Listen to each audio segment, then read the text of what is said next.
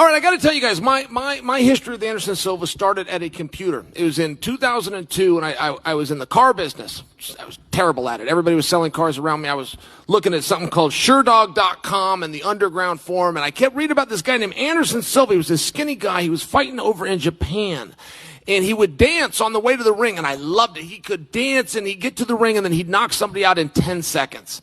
And he'd come back a couple of months later, and he knocked somebody out in 30 seconds. And he'd come back a few months later, he knocked somebody out in 20 seconds. It was one of these very frightening things where I'm going, oh man, that guy that I used to watch and admire all the way from the dances, we're now in the same weight class. And try to start talking yourself into something. You start convincing yourself of something. Those dances weren't that good. And those knockouts. 30 seconds is kind of a long time to knock somebody out. Like you start selling yourself on an idea. And I had done everything I could do to beat him, including cheating. I got caught the first time, but I didn't get caught the second time. I cheated the second time too.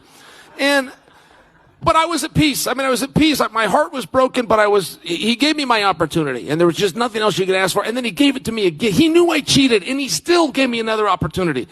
So that's it. I'm going my separate ways. I've never told him this. He doesn't know this. He only hears me talk about him. I never talk to him, and I never say anything nice. When I was done, but he was still going.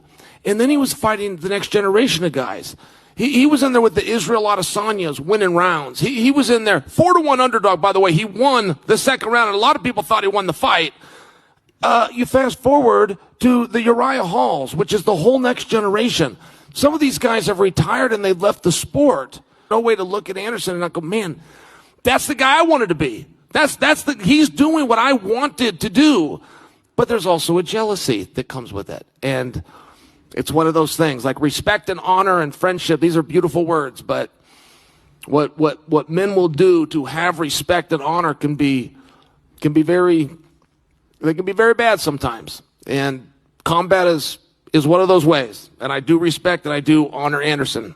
But the number one rule in this sport we're going to do is damage. Can you damage the opponent more than he can damage you? That's what they're going to ask us at the end of the night.